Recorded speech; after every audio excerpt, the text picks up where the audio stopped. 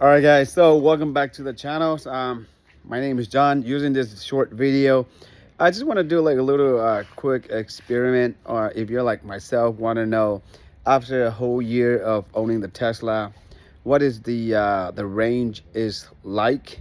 How much are we losing from 1 year?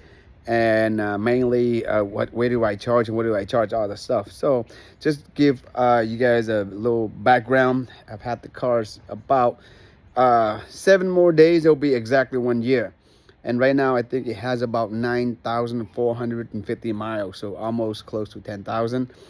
And the only maintenance I've done so far is just tires rotations. And I charge mainly at home because I have a solar system here.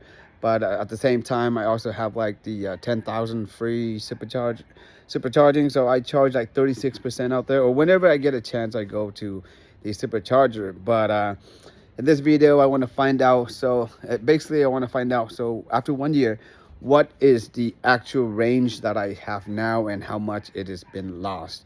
And so just sit back and relax and enjoy the video.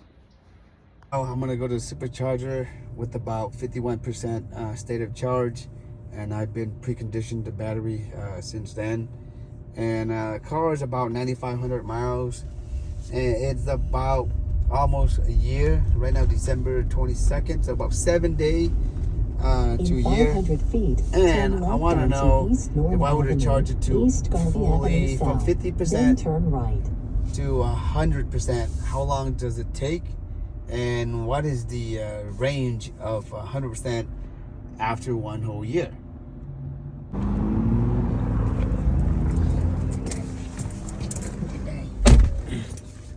All right,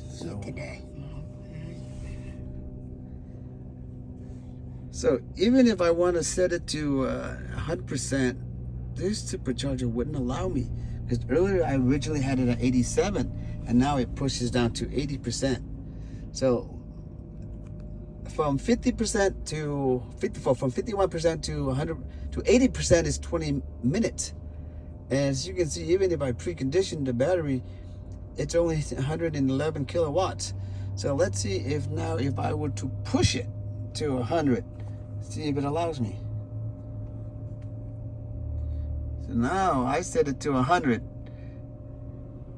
and this little sign still here. So if I set it to 100, it goes all the way plus another 25 minutes. So the 25 minutes more for from 80 to 100. But I guess it allows me to charge after I set it to 100. So we'll wait and see. As you can see here, the kilowatt per hour is only 37 cents. So it really depends on the time you charge. Sometimes I see 50 cents, sometimes I see 52 cents. But 37 cents is not bad. If you're waiting for your car to be charged up with the supercharger by 85 degrees, you can walk inside, order some bakeries, and you might as well get some boba. They do have pretty good bobas here. After 45 minutes, it's finally done, and let's set that to percentage.